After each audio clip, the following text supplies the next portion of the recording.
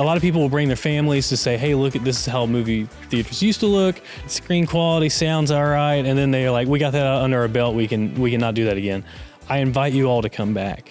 Come back and see it again. The seats don't recline, but other than that, I mean, it's absolutely beautiful. And that sound quality, the picture quality will be on point now. Fantastic. Hello, everybody. Welcome to the Beaumont Beat video podcast, where we move with the heartbeat of the city. I'm your host, Tracy Koenig, broadcasting from the historic Jefferson Theatre in downtown Beaumont. You may have noticed that we took a month off from our classic movie nights. We've been working hard to bring our technology into the 4K era. Upgrades to the screen, the sound system, and most importantly, the projector have been completed, and we can't wait for you to come and check it out for yourself. So today we're going to be talking with Mr. Zach Bowman. He's the operations coordinator here at the Jefferson Theatre, and he's going to tell us everything about the latest upgrades, some of the history of the theater, and the big 13 Nights of Halloween event that's taking place all month long here at the Jeff. But before we get into all that, I have a few announcements. The Bark is back in downtown Beaumont. Everyone and their dog is invited to Dogtoberfest. The fur-filled day offers a positively fun experience for all ages. Admission and parking are free, food and drinks are available for purchase, and all proceeds benefit Beaumont Main Street revitalization efforts. We can't wait to see all the pictures you'll be taking with your pets. We'd also like to invite you to our annual State of the City event. It's coming up Thursday, November 21st from 11 a.m. to 1 p.m. at the Beaumont Civic Center. It's going to be a big city-wide pep rally filled with music, food, conversation, as we take a look back at the things we've accomplished together as a city over the past year and the big plans in store for the year ahead. So make sure you get your tickets, because it's an event you definitely don't want to miss. Check out the Beaumont Chamber of Commerce website to register. All right, now let's get into today's show. And Zach is here. Thanks so much for joining us today. Thanks for having me. Yeah. All right, first of all, why don't you tell us a little bit about yourself, how long you've been here, what you do for the city? Sure. I'm coming up on 5 years here with the Event Services Department of the City of Beaumont. I came from a live sound concert background. I was a touring sound engineer for some Texas country acts. And then I also did a local podcast, which is how I kind of got connected with our director, Emily Wheeler. She eventually offered me a position because they were looking for somebody to operate the Jefferson, because I kind of had a combination of the skills that they were looking for, I guess, to come into this beautiful place and try to, I guess, steer it in a direction that we were looking to steer it in. Yeah. And that's what you mentioned, how beautiful it is, but it's my favorite building downtown. It's got so much history, too. And if you come in, I mean, people are always awed by how beautiful it is, but there's a lot of history. It's approaching 100 years. Yeah, 1927 it was built. We're coming up on 2027, a few more years. It's a very special place. It's technically what it's called is a movie palace. A lot of these were built in the 20s and 30s.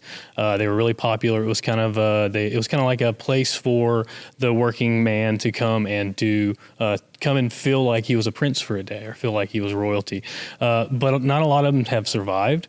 We are very, very, very lucky that we had a group of concerned citizens in the 70s, 80s, and 90s who banded together and put in all the work and raised all the funds and the grants to keep this place, to not only bring it back, because from what I've been told, it had holes in the ceilings. It was basically a pigeon roost at some point in the 90s. But we're very lucky to have it, because not a lot of cities have their movie palaces anymore. Houston doesn't have any left, and there's not a lot in this region. So for it to still be here and to be in such good shape, it really is like the crown jewel of downtown Beaumont. And tourists come in specifically to see this theater. Absolutely, yeah. We've had people travel all the way from California. Every now and then I'm lucky enough to catch them outside, and every now and then you get some really interesting stories. We had a man who was involved with Cinerama, which I don't know if you ever heard of this. It was an old school film format, which was super wide curved screens. But he was like an expert in it. He had written a book about it. And there was a theater that was right around the corner that used to do these roadshow films in Cinerama. And he was in town just kind of checking out the place. And he was on a road trip looking at old movie theaters. And lo and behold, I happened to be there. I let him inside. He took some pictures. He ended up mailing me a book that we have in our office here. So you have a lot of interesting types. You have people that are interested in the pipe organ that travel from all over, even the world, to come see it because it's one of the few that are left. It really is. It's a stunning example of this kind of movie house from that time period. Really and special. You mentioned that pipe organ. That is fantastic, but it's only getting better. You're upgrading it. Talk about that. Yeah, so we just finished the full renovation, I think, in April, maybe not last year, but the year before. We did a run of silent movies, and then we were given a generous grant by the Steinhagen Foundation and to kind of soup it up a little bit. And actually, I hope y'all can't hear it, but our organ guy, Tom Helms, is back there working on the pipes right now. We are expanding the amount of sounds, the amount of pipes that are going to be in the organ. Before you kind of had more stuff on the left side and some more sound effects on the right side. We're trying to spread that sound image out a little bit so that it's a little more even and just a little louder. Also, we're adding computer control, which is kind of interesting because we'll have the capability of recording an organist on it and then we can play it back, which there's not a lot of theater organists in the United States, really. There's maybe a handful of them. They're older folks, and it's kind of hard to find anybody up and coming doing it. It's a kind of a relic of an instrument, and to find somebody to really play that thing right is tough. So being able to kind of play that back, and maybe we won't have a player on it all the time, but to be able to play it back as it should be would be a cool thing for us to show off. I love your passion. Yeah. I mean, you love working here. Absolutely, yeah. No, it's a great job. We have a really great team in the event services department, and one of my favorite things about working for the city that I've been really struck by is how well all the different departments work together. Like we have building services is always in here working on our air conditioning and keeping this building running because this feels place nice right now. Yeah, it feels really good in here. Some people say it's an ice box. It's actually a little trivia. There is this was technically the first air conditioned theater in Texas. Really? Yeah, that's a fun little fact. We had one of the first carrier air conditioning units, I guess you could say. It's in their museum right now, the old one. Mm-hmm. But like I was saying about the city, all the departments work really well together. We have a really great team at event services. I couldn't be happier with the crew that we have, and they're very supportive of any kind of goals that we have and want to move forward with. Everybody gets together and we make it happen. Yeah, it's really I can exciting. attest to that. Mm-hmm. And we get to work. I actually get to work upstairs in this building as part of the communications department. Yeah, we see all the time. Yeah, so it's a great environment. All right. Well, in just a moment, we're going to also talk about the classic movie nights that you can see right here at the Jefferson. After the recent renovations, they're going to be even a better experience for all those who want to come out and enjoy a movie here at the Jefferson Theatre. But first, we'd like to invite you to participate in Museum Madness starting on October 17th, running through the end of the weekend. You'll have over 20 chances to visit our local museums and participate in spooky activities. Most of the events are free to attend, and a few highlights include a cemetery tour, a pumpkin scavenger hunt, spooky-themed crafts, dinosaur day, live music, and outdoor movies. Check out beaumonttexas.gov/Museum Madness for a full listing of those events. Also, we want to share some other news with you. Recently, our Beaumont City Manager, Kenneth Williams, was featured in the Texas Government Insider. In the article, he shares what he likes best about being a public servant, the best advice he's received as a city leader, and what he wishes more people knew about the city of Beaumont. To read the entire article, visit beaumonttexas.gov/TGI Lone Stars. And as always, you can stream this show and past episodes of the Beaumont Beat on multiple platforms, including Facebook, YouTube, and Spotify. Subscribe to our channel, like this episode, and share it with others so they too can enjoy it. And we're always looking for new topics, so drop us a comment to let us know what you'd like to see in future episodes. Now back to our conversation with Zach Bowman about the Jefferson Theatre, and you've made a lot of renovations. Tell us what you got. So Classic Movie Nights has been going for quite some time now. We had been using what I would describe as a large format conference projector, like you'd see at like a conference or like a presentation or something, kind of prosumer grade. I mean, it was a big, nice one, but it was, it was HD native. We were still using Blu-ray players. So it was kind of like we kind of had to do a lot of things to make the movie going experience seem kind of seamless. Every now and then you'd see a little play button pop up. It wasn't what we would imagine a movie theater should be. Right. So, we would go to these LHAT conferences. It's the League of Historic American Theaters, wonderful organization. They kind of gather a bunch of theaters like ourselves, and they get everybody together, and they have little breakout rooms, and they talk about, what they're working on, what's coming up, what's necessary, all these things. So it's a good place for us to go and learn things. And what I picked up on is we need a better movie-going experience. So we took that back. We did the whole bidding process, figured everything out. And what we finally got to years later is a brand new Christie laser projection system. It's a 4K native, which basically the easiest way to describe it is like it's 10 times as bright. It's 10 times as crisp. You can walk up to the screen and it looks like, I've been telling everybody, it looks like we just hung a picture there. Yeah. Like it is state of the art. It is top of the line.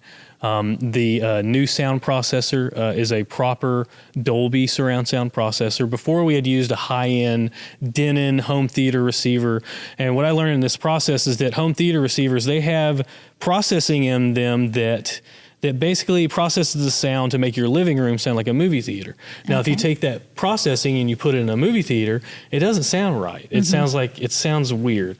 But whenever you get an actual movie theater processor in there, wow, it sounds like a movie theater now. And then on top of all that, we have the playback system that handles, it covers the lights. So whenever the trailer starts at 7 o'clock, the lights dim. Whenever the movie starts, the lights go off. Whenever the movie ends, the lights come back up. It's all automated. It all runs itself. It's what they use at the box theaters on the highway, at any movie theater that you've been to in the country. This is how we are operating now. So you can come to the Jefferson and you can have that movie theater experience in our movie palace. Right, which is so fantastic because that was if I ever had anything when I came here to the Jefferson to experience, those were some of the things, like you knew you had to compromise a little bit with the screen quality, a little bit with the sound. Yes. But you were in a beautiful atmosphere, which made it unique. Yeah. And what I've been telling people, or what I've been trying to get the word out about, is like if you have come to a movie night in the early stages, or you've come over the last 10 years, just to kind of, a lot of people will bring their families to say, hey, look, this is how movie theaters used to look. They get that experience. Screen quality sounds all right, and then they're like, we got that under our belt, we can not do that again. I invite you all to come back and see it again and see if it's worth your time, because I guarantee you that it's there's not a lot of downsides to it, other than you might be sitting a little closer to everybody than you're used to there's no reclining the seats seats. don't recline, but other than that, I mean, it's absolutely beautiful, and that sound quality, the picture quality will be on point now. Fantastic. So tell us how it was funded. So it was an investment by the city, but we were lucky enough to apply for and receive a grant from the Steinhagen Benevolent Trust. Obviously, they also donated for our organ. That family's been involved with this theater since the Preservation Society in the 80s and 90s, and we can't thank them enough for making this possible for us, because we wouldn't have been able to make it happen without that. Yeah. Another thing that I like is when you come to this theater, it's the cheapest movie in town, but you still get the $6. $6. $4, 12 and under. Popcorn's $4. You can get a beer for $5 if you're into that kind of thing. A date night, you can get in and out of here for $30. Yeah. Maybe less than $30. Yeah, and all the guys at home are like, okay, honey, we're going to the Jefferson this weekend, right? That's right. And we got a really wide selection of movies too. Yeah, so let's talk about that. We got rom-coms. We got October's horror movies mostly, but we have every level of horror that you want. We have very, very scary and tough movies, and then we have family-friendly movies. We got Casper, The Haunted Mansion. We have old school classics like Young Frankenstein, the classic Mel Brooks film. We have a little bit for everybody, Tell us what classic movie nights are all about, because these have been going on for a while. I mean, you bring back some of the classics that we grew up on, right? Mm-hmm. Yeah. It's really cool. It was started as a way to kind of I think make people aware of the legacy of the Jefferson, because a lot of people will compare the Jefferson and the Julie, right? And the Julie used to be City Hall, it became City Auditorium. The Julie is where you go for dance recitals, it's where you go for weddings occasionally and shows like that. And the Jefferson's always been this like, what is the Jefferson? Now the Jefferson was built to handle vaudeville shows. We have a full stage, we have drapes, all that stuff. We do concerts here, we do stand up here, but it was founded, and for most of its life, it was operated, the big moneymaker that it was, as a movie theater. So Classic Movie Nights is a recollection of that legacy, to say, hey, this isn't a playhouse, this isn't where you go see ballet. You can see ballet here, but this is a movie theater. This is a cinematic place for you to come and to get a bag of popcorn, sit in a seat, and to go to another world for an hour and a half to 2 hours. And I love that people dress up for these movies, right? Like I came to one of the Grease, I think it was Grease, and they were all in poodle skirts, full on. That makes it a different experience. Absolutely, as well. yeah. We try to we do our best to try to eventize every film, because every film has its thing. Whenever we do 80s movies, people dress up in the 80s outfits.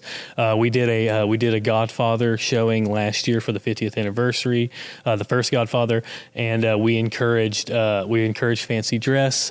We had cannolis, we had some Coppola wine, so we kind of jazzed it up a little bit. I think we did a jazz band on that one.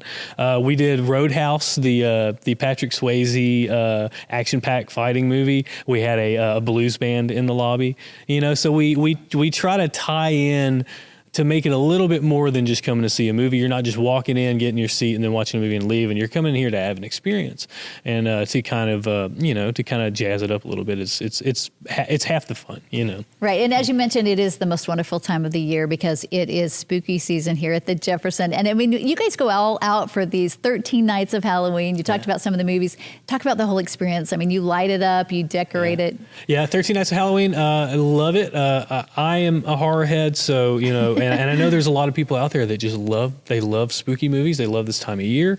They want to come and be scared and be reminded that summer is over. We can put on sweaters again. You can eat candy, but it's a good time. This year, I think we have more than ever before. So now we started doing matinees and features. Okay. So it's 13 nights, but we're showing 18 films in that 13 nights, because some of them are 3 o'clock matinees and 7 o'clock features. And usually the earlier matinees are a little more family friendly. This time of year is a lot of fun because right after 13 nights of Halloween is November and December. November marks the birth month of the Jefferson Theatre. November 14th, it was the grand opening in 1927. And for that, we usually try to show It's a Wonderful Life. So that's kind of the plan right now. We can't really tell you what we're showing yet because we haven't locked it all in yet. But November and then December is obviously our holiday movies. Those are our big, that's usually whenever you're going to see a full building almost. And I'm hoping, you look back at the numbers from 2014, 2015, whenever this first started, and there's showings of Elf that have 1,200 people, which is almost a full house, which is crazy to me. So I'm really hoping with this new setup, once the word gets out this October, November, December, we can start seeing those numbers again. And really, maybe we'll get a snow machine in the auditorium or something. You never know. Do that. We might get a little crazy.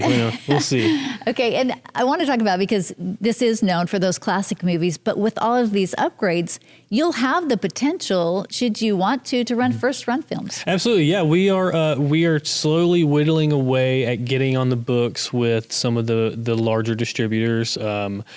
It's a process, and there's some restrictions that we can't really get into here, but one of the big detractors to the first run is that generally what they like to do is they basically want you to show only that movie, nothing else, no other events in between. For usually it's around 2 weeks, and they want minimum probably 3 showings. So if we were to show a first run film, we would have to block off 2 weeks on our schedule and show that movie probably 6 or 7 times, and that's a restriction they have. But I think what we're going to look into, and no promises, we're just getting into it. So we're still kind of filling it out. What I'd probably like to see us do is, and what I've always imagined is, you have those hit movies that kind of make it to the big box places. They do their run there, and then they kind of drop off. We want to try to come in after that And like to anybody that missed it before it hit streaming, we'll get a couple of showings out and try to come in for a couple of showings toward the end of its theatrical run. And that may bring in different kind of clientele that don't come to the classic movie nights. Maybe some of the younger kids in that as well. Exactly. Younger kids are just people that want to catch that movie. They don't want to have to drive to Houston. And we've just speaking on driving from Houston, we've had several screenings just this year where people have driven from Houston just because we were showing a certain movie. We showed Vertigo a couple months ago, and several people drove in because they love Hitchcock. They can't see that movie anywhere in Houston, so they drove all the way to Beaumont for it. So we're hoping that we can catch some of those features. And then also, there's certain movies where they look to only do theatrical runs in independent theaters, and they may reach out to us now that we have this system. One of the big hopes is that maybe the word gets out a little bit, and there's some folks that want to see their movie screened here that maybe are larger directors that have filmed in the area, like Richard Linklater and people like that. Maybe we can get their attention. We'll see. Okay. Love it. Anything else you want to add about the Jefferson or your classic movie nights? I invite everybody to come back. If you've been before and you were disappointed in the experience or the tech just wasn't up to snuff, come back and see us. If any other reason kept you from coming here, come back and see us and let me know. Come grab me. I'm usually hanging out in the lobby. Let me know your concerns, and we want to make this. We want to make everyone just look forward to coming to the Jefferson for a movie. Really exciting times coming. With 100 years, we're already kind of game planning some things that I can't talk about, but 100 years is a big deal. And we got some things that we want to work on, and some things that we hope to surprise everybody with in the future. Looking forward to it. Other than that, we're gonna still trucking. We're still trucking. We didn't raise any of our prices. We're gonna keep cranking out movies like we always have. Nothing's changed on our end or for the consumer, except their experience just got 100 times better. Yeah, that's something to be excited about. Thank you so much for telling us about it. You're a wealth of knowledge. We appreciate all you do to preserve this downtown beautiful gem that we have here to enjoy at the Jefferson. Thank you. It's an honor. Before we go, we want to highlight one more thing for you. The Recreation Department's annual Haunted House will be on Halloween Day, October 31st from 6 to 9 p.m. at the Sterling Pruitt Activity Center. If you're looking for something safe to do for Halloween, we have you covered there. Come dressed up and prepared to be spooked. For now, though, I'm Tracy Koenig. Thanks so much for tuning in to the Beaumont Beat, where we move with the heartbeat of the city, and we'll see you next time.